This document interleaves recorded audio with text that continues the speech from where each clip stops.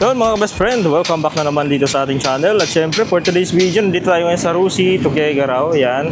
At syempre maraming nagre-request na naman sa atin tungkol dito sa presyo nitong Karusa 200 Fi.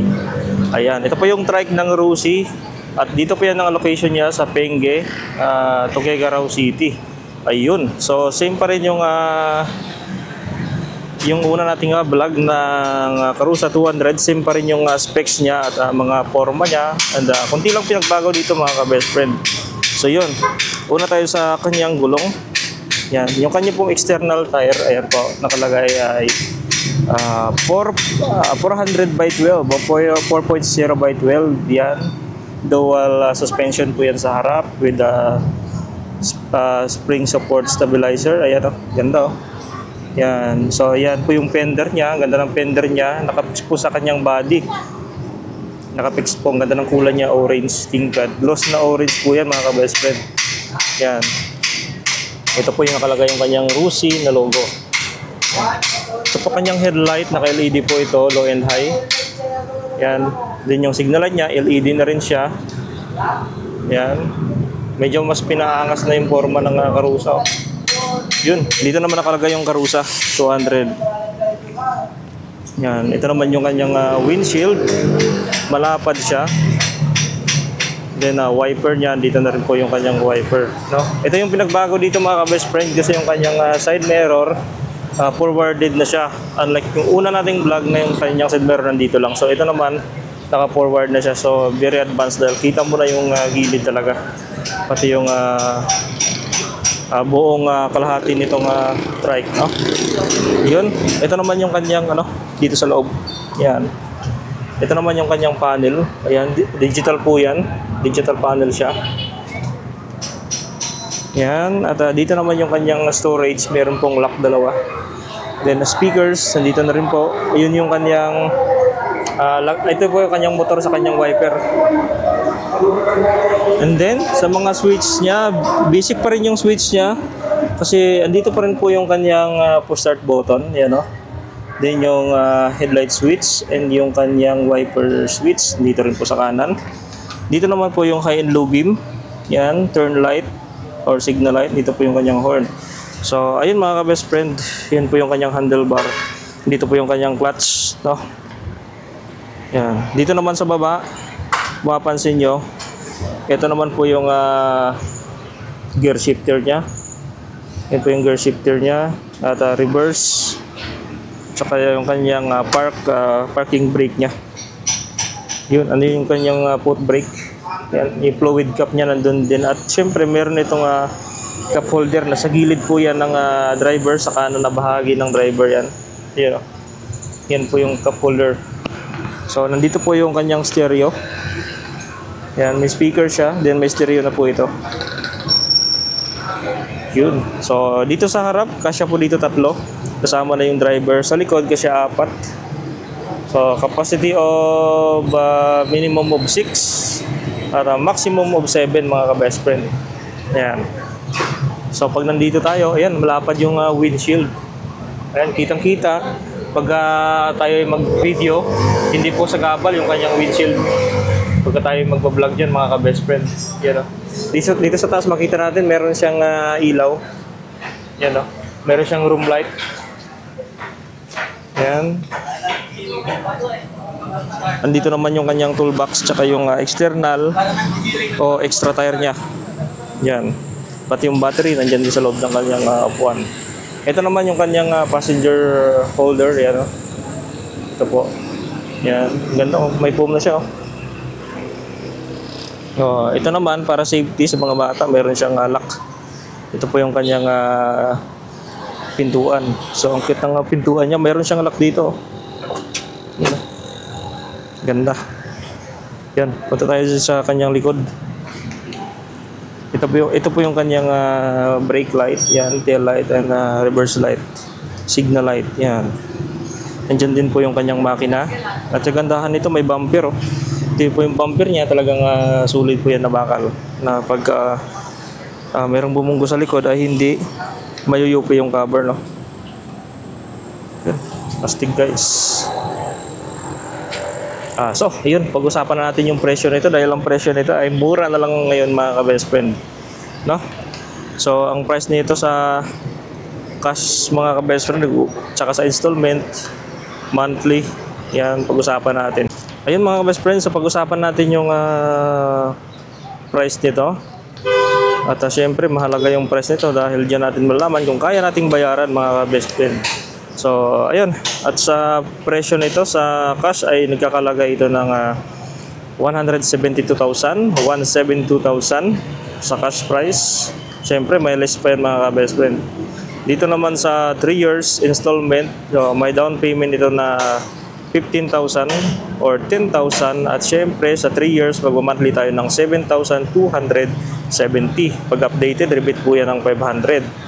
At sa 2 years naman mga ka-best friend, sa 24 months ay nagmamonthly ka niya ng 9,600. At may rebate din yan na 500 mga ka-best friend. Sa 12 months naman o 1 year, magmamonthly ka niya ng 16,600 mga ka-best friend. At rebates na yun siya ng 500 pesos. Yun. So laki ng rebates mga ka-best friend. Yan po. Ito naman yung white, meron nitong blue, merong green, at merong orange. Ito po yung orange nila, white, meron dun green, mga ka-best friends. So pili lang kayo ng kulay na gusto ninyo. So maraming nagtatanong kung ano ba yung cooling system nito mga ka-best friend. Ang cooling system nito guys ay naka liquid type na ito. Kaya pwedeng ito pang long drive mga ka-best friend. So yun, subukan natin dito sa loob kung kaya, kung ano tayo ka laki, no? Pag umupo tayo. Upuan natin guys sa loob.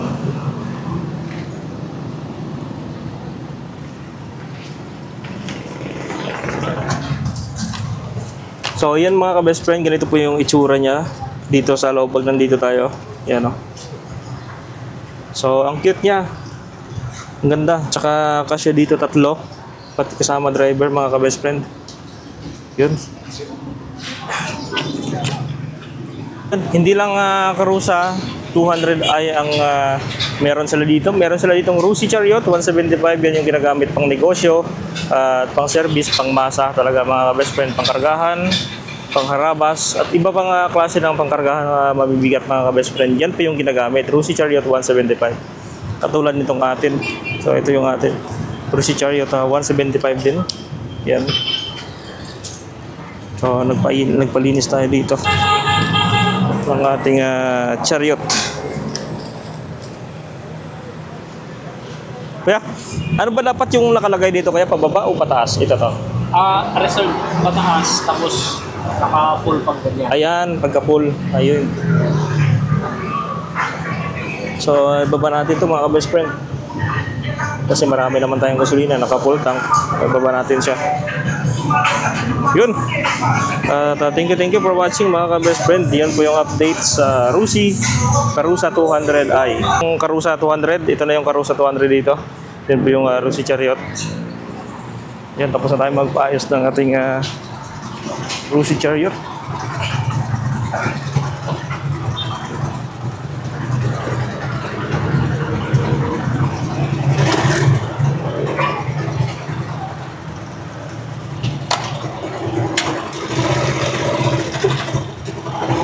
Thank you.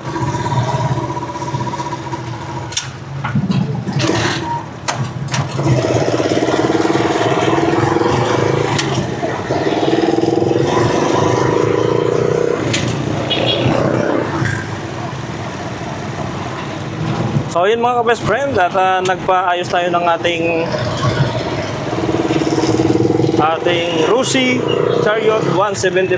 So pinalinis natin ang ating carburetor. At hindi lang doon guys, in-update natin yung price ng Rusi Karusa 200. Dahil marami na rin nagtatanong sa atin patungkol dito sa price dito sa Rusi Tuguegarao, no? So talagang wala po silang repo ngayon dito. Wala pong repo ang Rusi, talagang good, ibig sabihin good quality mga ka-best friend. Wala pong repo. Walang naka-stampay na asin yung binalik na nagkaroon ng damage. So galing.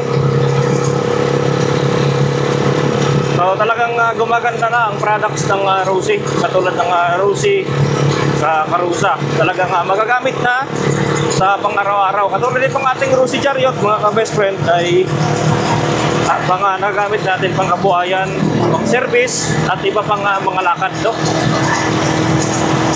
So, same pa rin yung price ng Rossi Karusa. Nung una nating vlog, 172,000 pa rin yung presyo. So, less lang siya ng 500 pesos. Pero malaking less na yun, mga ka-best friend, o malaking discount para sa atin ng mga Rossi users.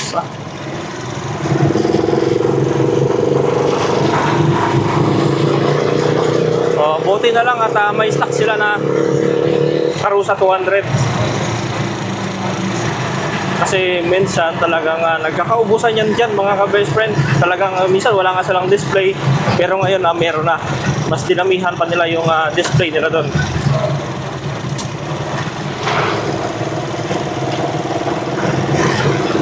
So abangan ninyo yung ride namin ni Sir Alfred. Samahan ko siya baka sa mga next month. Ilulong ride namin yung Rossi Karusa 200. Maglulong ride kami, mga ka-best friend. So tatry namin, alang-alang sa mga nag-request ng long ride para masubukan daw. Oh, sige, try natin, guys. Nag-request na rin tayo doon ng for test drive. Kaso lang sa ngayon wala pa silang available na unit kasi na na running. Yung mga nandun talagang hindi pa ginamit kasi yun pangbenta nila. Hindi naman pwede na pinapandar nila yun.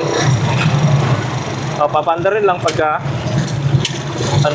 pagka may nag-purchase.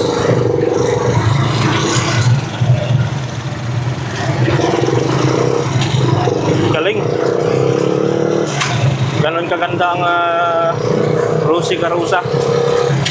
So naka-liquid cooled na siya Kaya kahit saan pwede natin dalhin, hindi siya mag-overheat.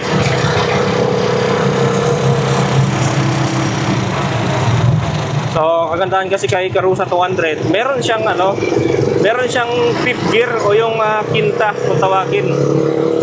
Kaya medyo mabilis siya lang siya sa highway.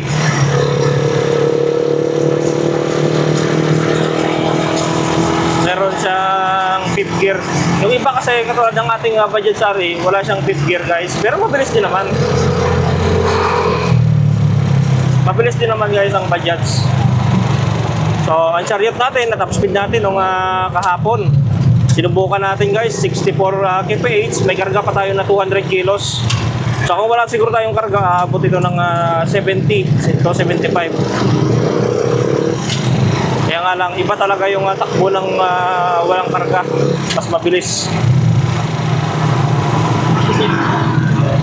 Panoorin nyo, guys, sa ating last vlog kahapon. Panoorin nyo kasi tinest drive natin itong Rossi Chariot. Tinap speed natin pala siya, top speed. Sinubukan talaga natin yung galing ni Chariot o yung bilis niya. Bilib na bilib din ako dito kahit malaki yung body niya, mabigat, pero kahit 175 lang yung makina niya, talagang napakalakas, guys. At hamakin mo, guys, napakatipid nito, grabe. Pupunta ako ng Baliwag Piña Blanca. Yung 1 litro, guys, hindi niya maubos, balikan. Hanggang Tuguegarao, balikan po yun, hindi niya maubos yung 1 litro. Ibig sabihin talagang efficient itong Chariot. So talagang napahanga ako dito. So sinasabihan ko rin yung mekaniko na nito, naglinis, na wag pakialaman yung tono. Kasi yung iba pinapakialaman yung tono, pinipihit yung fuel mixture. Ayaw ko ng ganun, mga best friend. Kaya nung nagpalinis ako, sinabihan ko na huwag pihitin o ikutin yung fuel mixture. Kaya okay naman sa kanya, mga ka-best friend.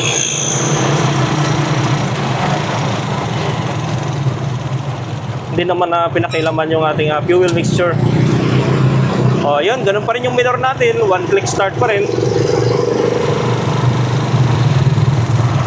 Guys, kung magtatanong kayo sa mga requirements, ang requirements po sa paggawa ng Karusa 200, unang-una, merong kumaker.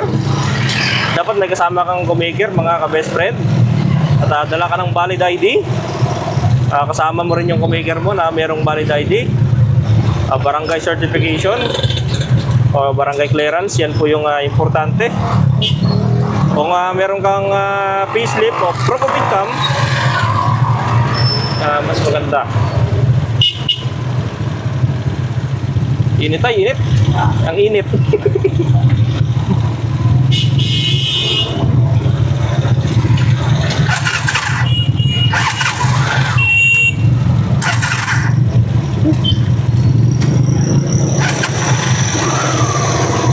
Yun.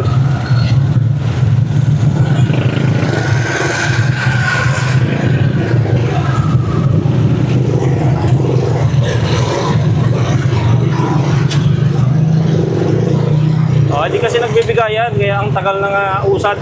Pero kung nagbibigayan, mabilis-bilis lang yung usad, mga best friend, pagka nagbibigayan ang bawat isa.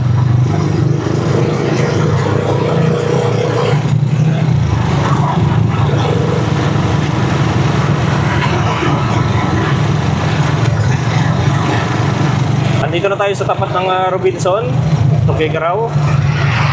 Yan.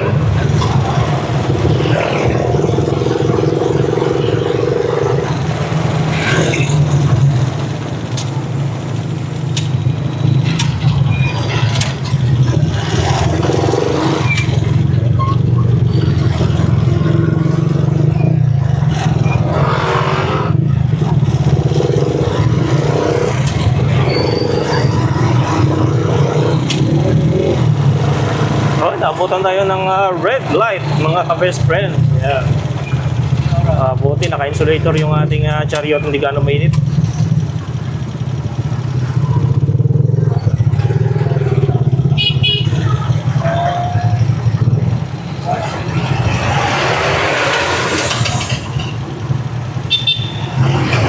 So, kakuha tayo ng Rusi Karusa 200 pagka natapos na natin itong ating Rusi chariot, mga ka-best friend.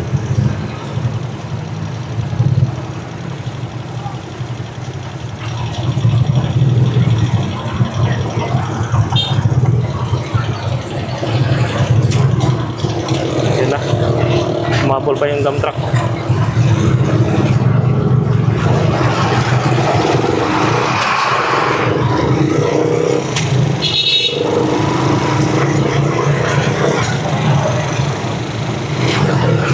Dami nagka-counterflow ngayon Mainit na ngayong panahon, dinadagdagan pa ng mga counterflow.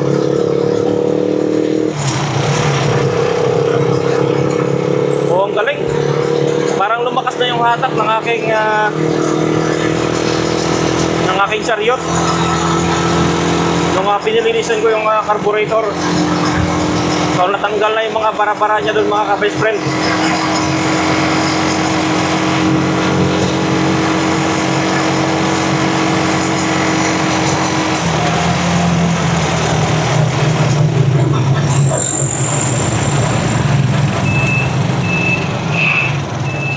Yun, sa kaliwa na tayo dito.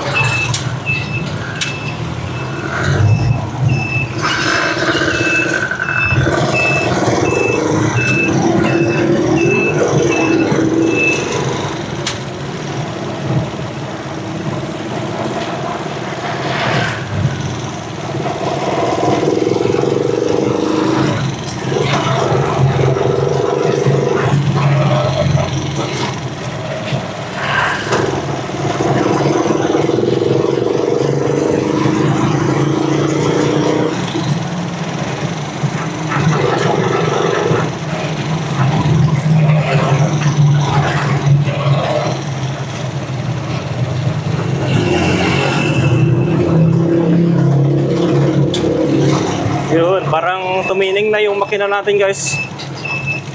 Nung pinalinisan natin yung carburetor.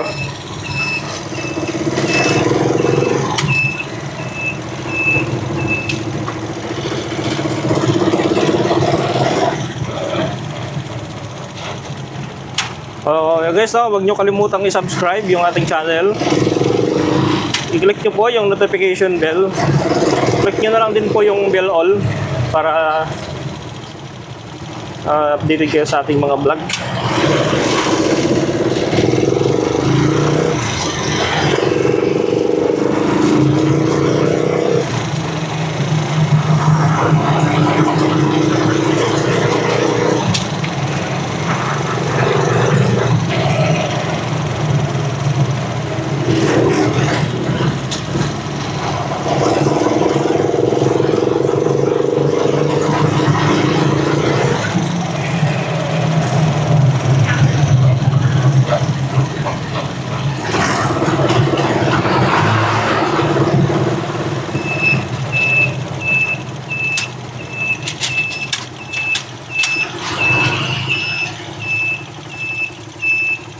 Yun.